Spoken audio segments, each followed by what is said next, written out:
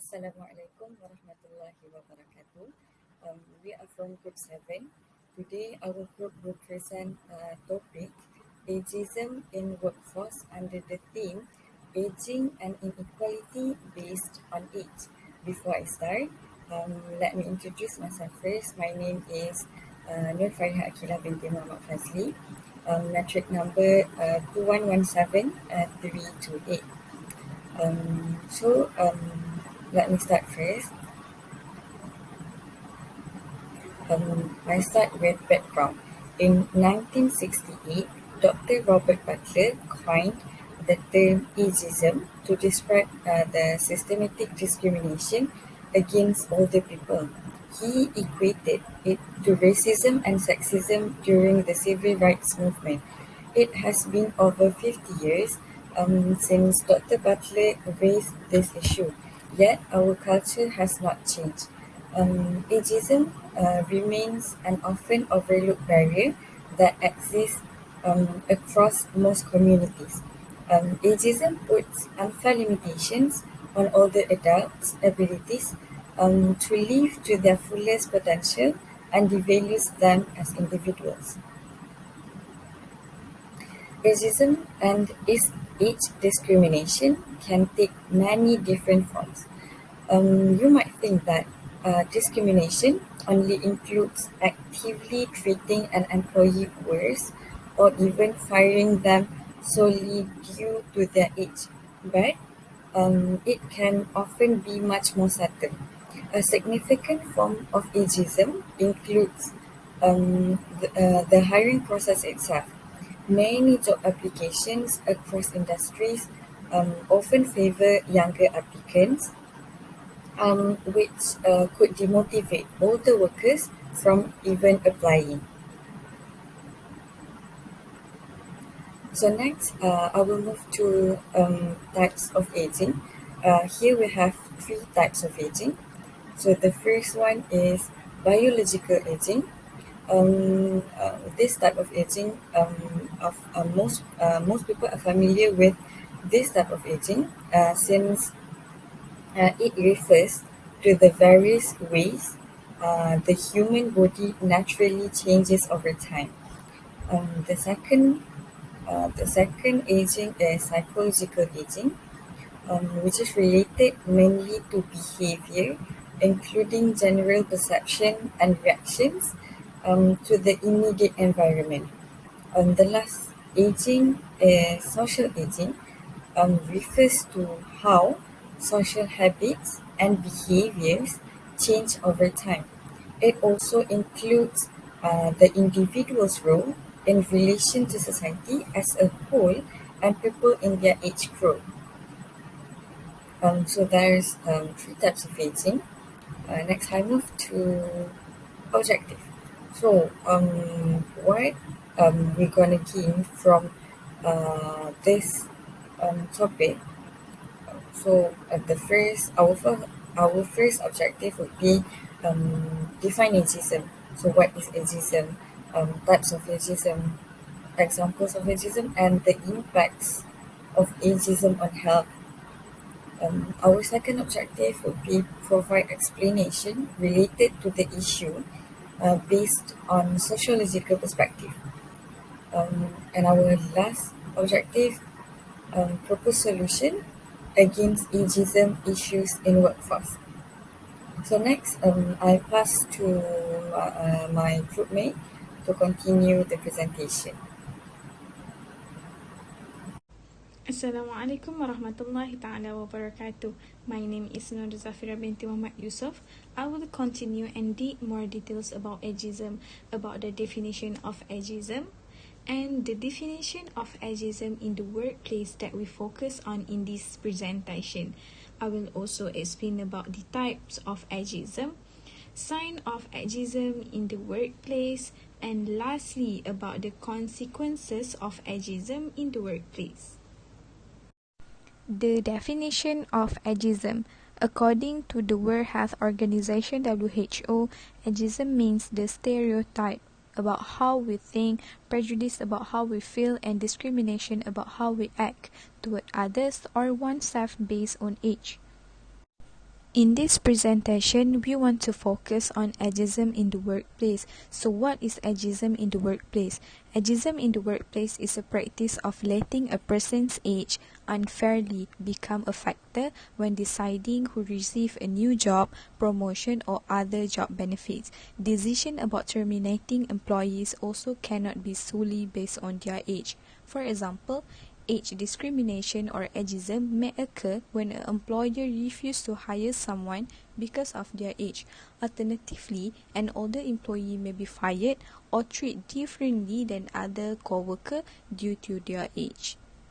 So, move to the types of ageism. The Equality Act 2010 described different kinds of discrimination and ageism, which apply to some protected characteristics, including age. Here, I will give 6 types of ageism in the workplace. Direct discrimination, indirect discrimination, associative discrimination, perceptive discrimination, victimization, and harassment. For direct discrimination, this category encompasses all forms of behavior that treat one person less favorably than another because of their age. For example, refusing an older candidate advancement despite his or her expertise, or making an employee redundant because of their age. And for indirect discrimination, when an employer introduces a provision, practice or criterion into the workplace, the criterion places a group of employees with a protected trait at an obvious disadvantage in comparison to their peers. It is said to be indirect discrimination. For the associative discrimination, this is occur when someone is treated unfairly because of their connection to someone who has a protected feature. Employer may be treated someone less favorably because they belong to a group of young employees, despite the fact that they are older themselves. And for perceptive discrimination, this type of age discrimination occur when a person is treated less favorably because it is assumed that he or she possesses a protected feature, whether or not they do. For example, if an employer refuses to hire someone because they believe they belong to a certain age group and are hence unfit for the job. For victimization occurs when a person is treated unfairly because they file an age discrimination claim or supported a complaint under the Equality Act of 2010.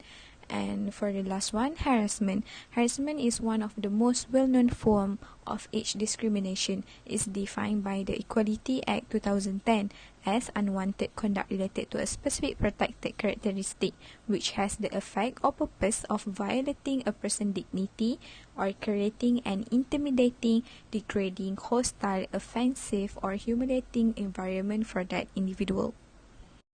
There are also some signs of ageism in the workplace that we can spot if the age discrimination happens at our workplace. So here, I will give a few examples of the sign of ageism so that we can know and we can learn. Sign of ageism in the workplace might be learning opportunities are automatically offered to younger employee, not to older one. Second, being overlooked or passed over for challenging assignment. This may also look like an unfair share of unpleasant to older employees. Third, being left out for client meeting or company's activity. Fourth, a spoken or unspoken assumption that you are not entitled to take time off for family commitment because you don't have young kid at home. Fifth, disparaging comments and remark about age. They could be framed as subtle and playful, with other joking about your age, retirement plans, slow typing speed, and etc. And lastly, being passed over for raises and promotion. As we all know, in every single thing we do, they will come with the consequences. And of course, the act of ageism and age discrimination will bring the bad consequences that come from various aspects. The consequences of ageism in the workplace. First, businesses miss out on experience. It is no secret that experience comes with age. A younger employee does not have the substantial foundation of first-hand experience that an older employee has accumulated over time. Employers who do not give older worker opportunities miss out on significant experience. Ageism in the workplace make it more difficult for a growing company to succeed. Older employees frequently serve as a mentor to newer colleagues, teaching them the root of the job. And second, businesses lost worker. People refer to work in a friendly setting. Discrimination based on age lead to a hostile work environment. While some employee may not be directly harmed by ageism, it does cause distrust inside the workplace. Younger employee will begin to question if they will be the next target or will just refuse to work for a company that discriminated.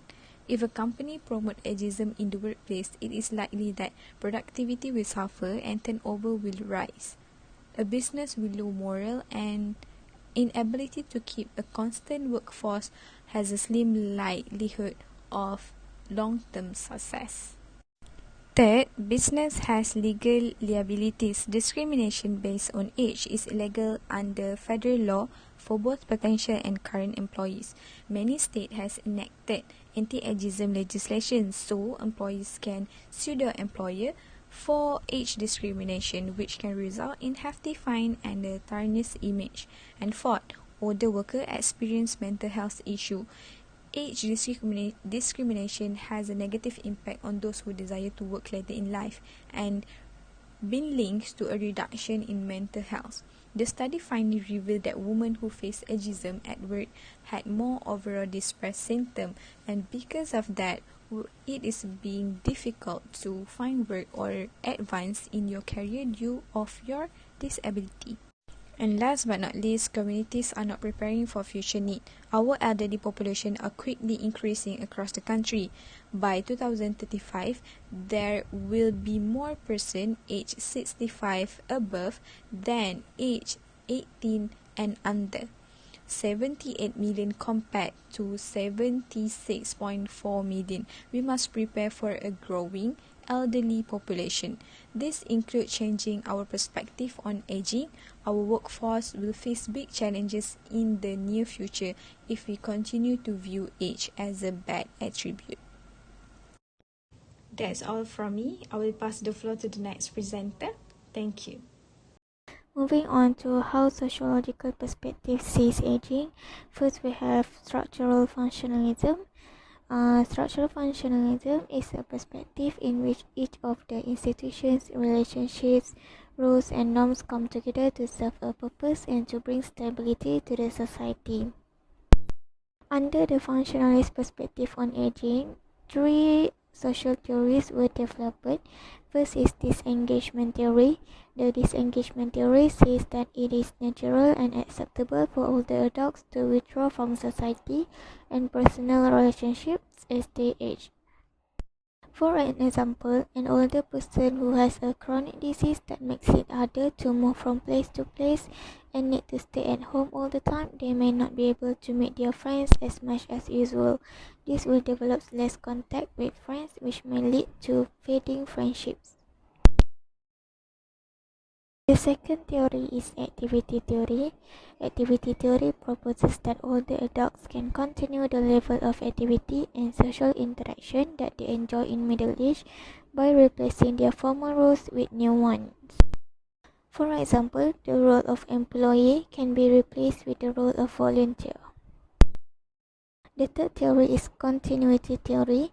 The continuity theory proposes that older adults maintain the same activities, behaviors, personalities, and relationships of the past. For an example, an elderly person continues to run for exercise but does so in a less tiring manner. The second social perspective is conflict perspective. Conflict theory looks at society as being made up of individuals in different social classes who must compete for limited resources, social, material, and political power. From the conflict theory of aging, the intergenerational conflict theory emerged. Intergenerational conflict refers to the conflict between older and younger generations as they compete for jobs and resources. There are some categories that can be used to illustrate the intergenerational differences that lead to conflict.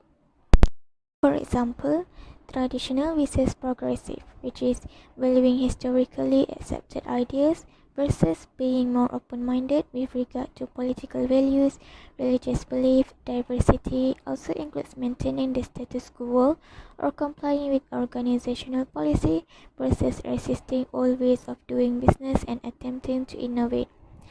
Second example is high-tech versus low-tech.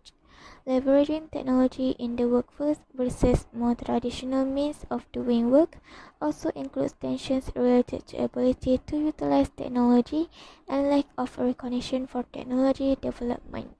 Skilled versus unskilled communication, which is perceiving one generation as strong in communication skills while perceiving another generation as unable to communicate effectively. Earned versus entitled, perceiving one generation as having worked for the material pleasures that they possess, while perceiving another generation as expecting to be given things without truly earning them. Me versus we, focusing on self as an individual versus taking a team or others-based social approach to work. Single versus multiple identities, defining self by multiple roles, for example, family, volunteer work, mentoring, and others, versus defining self by one role, which is work. The third social perspective is symbolic interactionism. Symbolic interactionism perspective focuses on how society is created through the day-to-day interaction of individuals as well as the way people perceive themselves and others based on cultural symbols. According to the symbolic interactionism perspective, old age and aging are socially constructed and determined by symbols that resemble aging in social interactions. While aging itself is a biological process, the symbolic interactionism perspective states that the meaning behind being young or old is socially constructed. An example, aging is perceived differently around the world, demonstrating its social construction. Frequently, the average life expectancy in a given region impacts what age counts as old.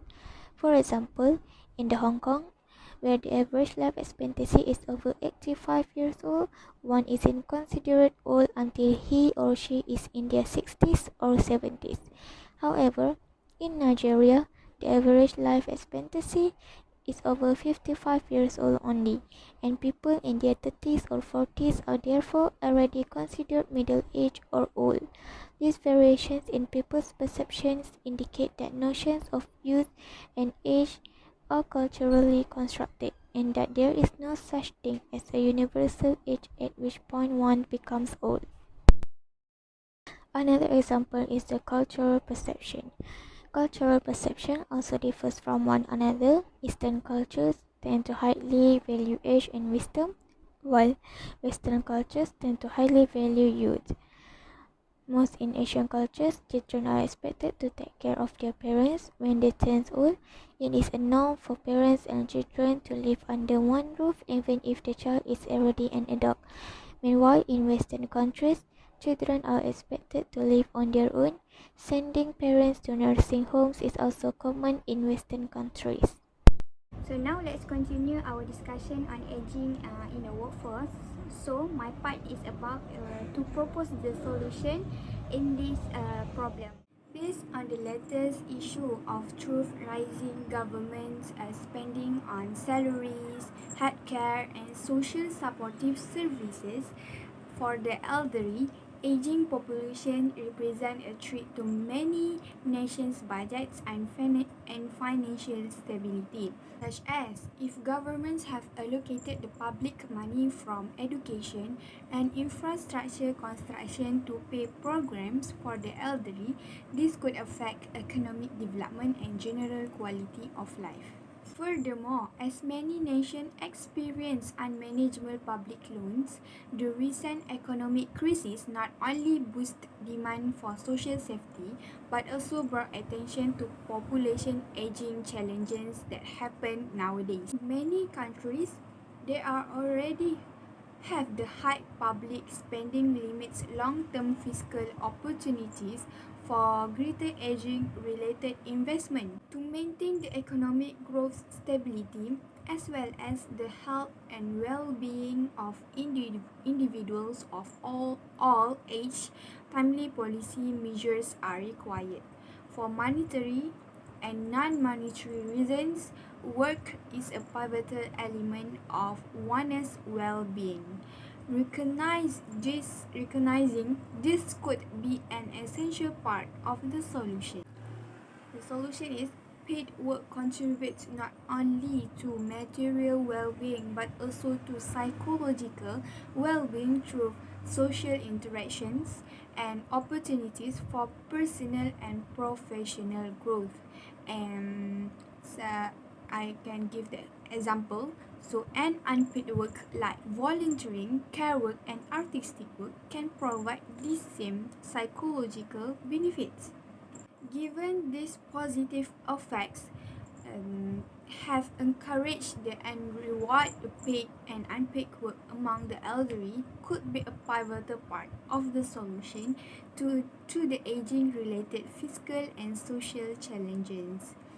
So this strategy can get the policy makers that could consider first a gradual retirement for the older workers to lower their working hours, remain in the workforce, and pay taxes until a later age. In the second part, furnishing options for and reward the volunteering activities and artistic activities among all the society members. This could affect inequality between age. One of the solutions that we can do is encourage the older workers to remain longer in the labor force is often cited as the most realistic solution in fiscal pressures and macroeconomic that challenges related to population aging. Phase in retirement entails whereby that older workers could choose to work fewer hours than than than the others new workers and remain longer in the labor force, including after they retire. And gradual retirement can be beneficial to societies, employers, and workers. So, what is the gradual retirement can be benefit to societies, employers, and workers? Firstly, phase in retirement allows continuity in tax revenues and reduce on pensions expenditure on pension, which holds the particular importance for fiscal and macroeconomic stability. Second, older workers can be valuable to organization and younger colleagues due to their knowledge can gain and experience and knowledge from them. And for the third, lastly, late life work has positive health and perceived well-being consequences for older employees. For the second issue that we discuss is the solution that is promote and reward the volunteering care and artistic work among the elderly. In these cases, where individuals are unable to take advantage of phase in retirement due to health issue, family obligation, or skill mismatch, governments could promote and reward volunteering, care work, and artistic work among the elderly, such as unpaid activities, improve the quality of the social fabric, help the well-being of those engaged in them, then contribute to the economy and reduce healthcare and welfare costs. Furthermore, in this providing incentive and encourage the elderly to engage in creative work related to painting, music, or creative writing can also be beneficial to society and prevent social isolation. So governments can promote such as these activities by financing arts and craft courses in social clubs or community centers for all the participants. So that's all from me. I will pass to the part of conclusion in this ageism in workforce. For the conclusion, age discrimination's prevalence in the workforce has led to severe consequences that span economic impact to a toll on productivity and mental health. This has shown to be especially true for older workforce members, especially since seniors and people nearing that age often struggle with mental health even outside of and unrelated to their work. If a younger person sees an older person who is overtly giving back or helping out the younger generation, the older person is caught in even more positive regard than if a middle-aged or a younger person is doing the same thing. That is what they can do to change the bad perception of older workers. We have to know how an organization typically runs, the kinds of roles by and large that someone in their 50s or 60s tend to do are probably uh, pretty different than someone in their 20s. An entry level job is vastly different from a more managerial job. One of the big misguided arguments against hiring older workers is there is this belief that older workers don't perform as well as younger workers. Remember that both play important roles and rely on each other. That is the that is the main point that ageism should not exist in the society. That's all from us. Thank you.